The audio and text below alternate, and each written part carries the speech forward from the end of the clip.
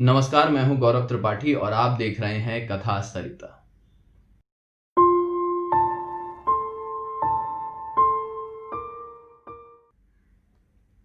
एक बार की बात है, वर्धमान नगर के राजा के यहाँ एक बहुत ही बुद्धिमान सेवक हुआ। उस सेवक का काम था महल की सफाई करना। अपनी बुद्धि के चलते वो राजा को बहुत पसंद था और एकमात्र वही एक सेवक था जिसे किसी भी समय राजा के कमरे में जाने की अनुमति थी। उस नगर में एक बहुत ही धनवान सेठ भी हुआ। वो सेठ इतना पैसे वाला था कि वक्त पड़ने पर राजा भी उससे मदद मांग लिया करता था। इस वजह से वो राजा के काफी करीबी भी था। एक बार उस सेठ ने उस राजा को अपने घर दावत पर बुलाया। अब उस जमाने के राजा बिना मंत्रियों और सेवकों के कहीं नहीं जाते थे, जैसे आजकल नहीं जाते हैं। तो उस राजा के साथ उसका वो बुद्धिमान सेवक भी दावत पर गया। सेठ के घर पहुंचकर जब सेवक ने उस घर की साज सज्जा देखी तो बहुत आकर्षित हो गया। वहां एक जगह नाच गाने के रंगारंग कार्यक्रम चल रहे थे, एक जगह रसोई में स्वादिष्ट पकवान बन रहे थे।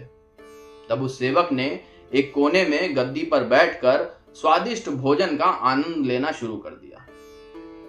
जब वो सेठ वहां से गुजरा और उसने देखा कि ये सेवक मंत्रियों के लिए आरक्षित गद्दी पर बैठकर खाना खा रहा है, तो उसको गुस्साते हुए बोला कि सेवक होकर तू मंत्रियों की गद्दी पर बैठता है, राजा के साथ रहकर तू खुद को राजा समझने लगा है। ऐसा कहते हुए उसने सेवक के हाथ से थाली छीन ली और उसे गद्दी से उठा दिया। इस तरह सेठ द्वारा अपमानित होने पर सेवक ने उस सेठ को सबक सिखाने की ठान ली।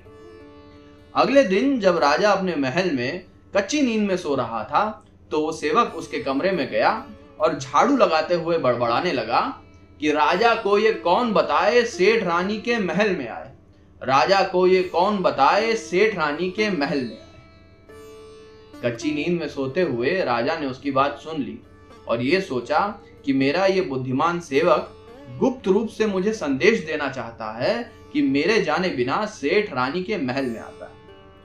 ये सोचकर उसको सेठ पर बहुत गुस्सा आया। उस दिन दरबार में जाकर उसने अपने मंत्री को उस सेठ पर आर्थिक दंड लगाने का आदेश दिया। जब उस सेठ को अपने ऊपर लगे आर्थिक दंड का पता चला तो वो राजा से मिलने दरबार पहुंचा, मगर राजा के आदेश से उसे अंदर जाने को नहीं मिला। इस तरह द्वार से ही लज्जित होकर जब वो सेठ वापस जाने लगा तो वो सेवक उसके सामने आया और ताना देते हुए उससे बोला कि धन के नशे में चूर सेवक का अपमान करने वाला सेठ आज द्वारपाल द्वारा द्वार से ही वापस लौटा दिया गया है। राजा के साथ रहकर वो खुद को राजा समझने लगा था।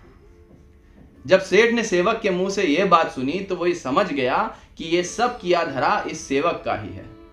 वो उसके पैरों में गिरकर माफी मांगने लगा और उसको अपने घर ले जाकर उसका खूब सत्कार किया। इस तरह उस सेठ के द्वारा माफी मांगने और सत्कार किए जाने पर उस सेवक ने सेठ को माफ कर दिया और अगले दिन फिर से दरबार आने को कहा। अगले दिन जब राजा फिर से कच्ची नींद में अपने महल में सो रहा था, वो सेवक फिर से झाड़ू लगाने उसके कमरे में गया और इस बार बड़बड़ाने लगा कि राजा का चिकना कपाल उस पर चिपके घोड़े के बाल, राजा का चिकना कपाल उस पर चिपके घोड़े के बाल।